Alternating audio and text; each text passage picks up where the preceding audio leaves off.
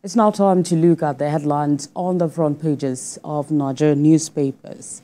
And here I begin with the Vanguard. The big story here is on the protest. Organizers list Convergence point for rallies. Falano Adegborwa, MBA to lead meeting with the IGP. Labour Party Lagos patriots pull out of protests. That's on page 13 of the Vanguard.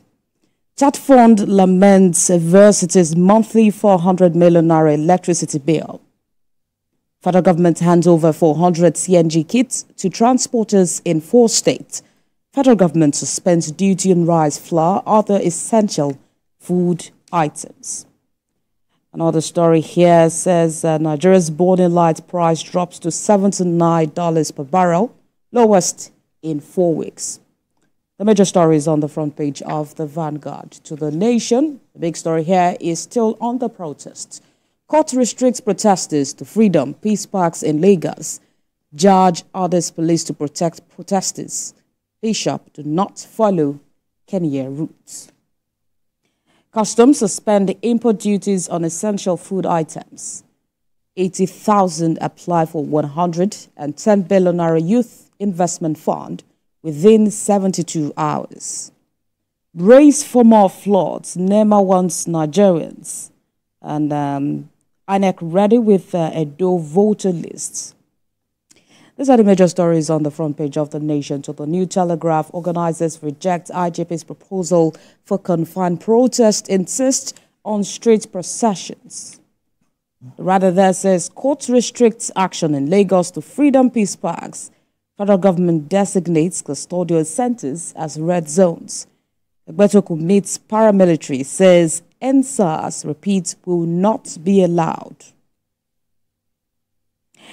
Enemy laments as 650 doctors attend to 3.6 million patients.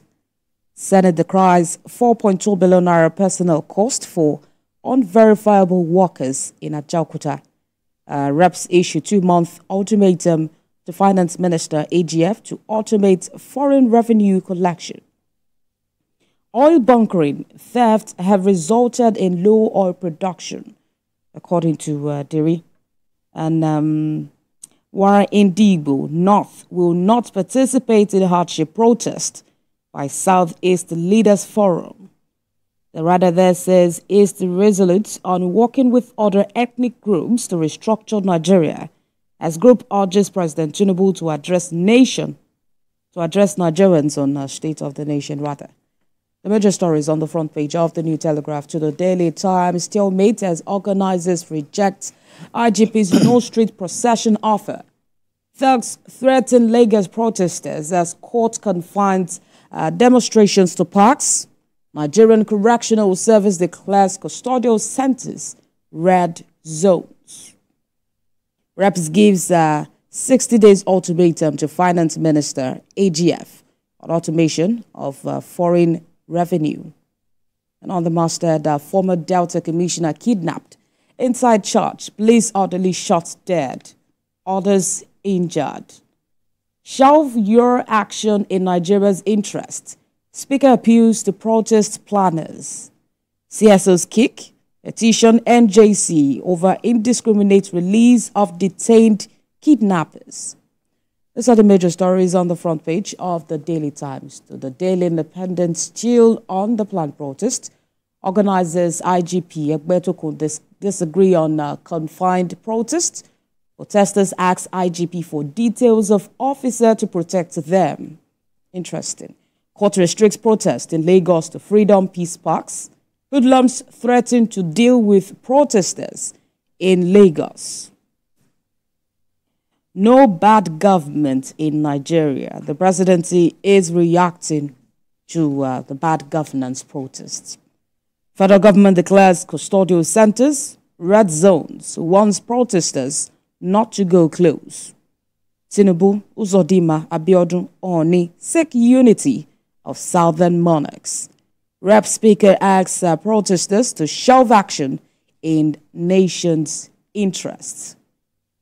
Major stories on the front page of Daily Independent. To the Platform Times, IGP announces Military standby for potential end bad governance protest escalation.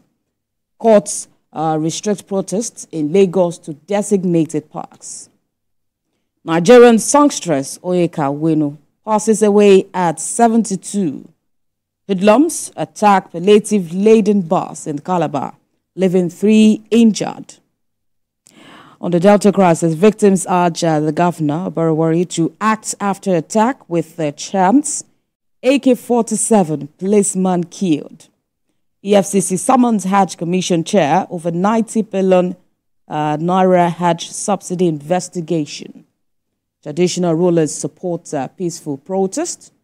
That's according to the Oni of Ife. Ogun youths demand fair representation in local governments. Arja Zoni to Adodo Igbesha. And Borno to bring 6,900 Boko Haram fighters to justice. The major stories on the front page of the Platform Times. Theophilus. So from my end, this Nigerian newspaper says, protests don't go near prisons. Federal government issues stern warning. Organizers reject RGP's proposal for confined protests, insist on street processions, tackle hunger, insecurity to checkmate demonstration, Catholic Church tells Tinubu. NIN SIM linkage, MTN Nigeria shuts offices nationwide. Wike inspects 2 road projects in Kwali, tells youths to shun protest. Senators reject 4.2 billion naira personnel costs for Marabon Ajakuta Steel. Federal government grounds Arik Air operations as flights ticket hits 97,000 naira. The Leadership newspaper says, 24 hours to go. Regional leaders reject planned hunger protest. 9 Niger Delta states back out. Federal government declares prisons red zones. Conveners reject IGP's confined protest proposal. 4,200 policemen deployed in Abuja. $2.5 million debt. Local airfare may increase as federal government grounds Arik Air. Police arrest fleeing wife for killing burning husband. 44 die, 55,000 and 30 displaced as flood ravaged 52 local government areas. 4 African countries owe Nigeria $14.2 million electricity debt. MTN Nigeria closes offices nationwide. The Punch newspaper is saying here, hardship protest. Security agencies occupy Abuja venues. IG organizers disagree.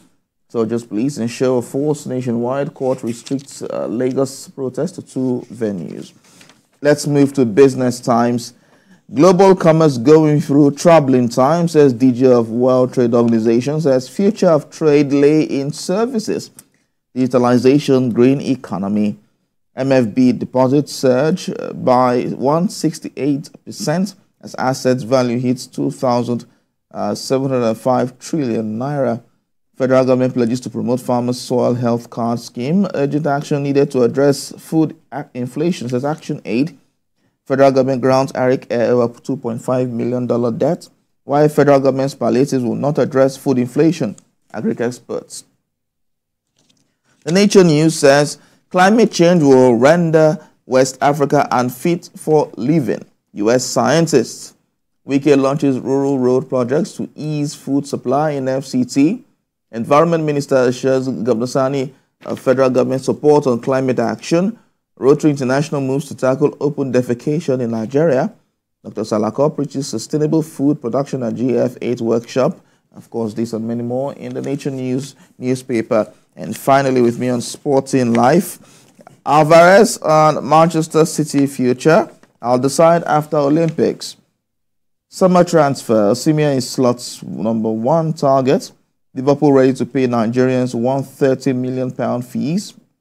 Iheanacho joins Sevilla on 2-year deal. Fernandes apologizes to Chelsea teammate, pledges charity donation after joining up with squad. Nketiah's Marcel deal in doubt. 3 Saudi clubs interested in Ekong. 2023 AFCON prize money. Super Eagles to share $1.2 million. CAS confirms Ogunshimilore's suspension. Badminton, Okpayori loses first game. Now we have this and many more in the Sporting Life newspaper this morning. Thank you, Theophilus. I'm sure our viewers have been, informed on the major stories on the front pages of the newspaper this morning.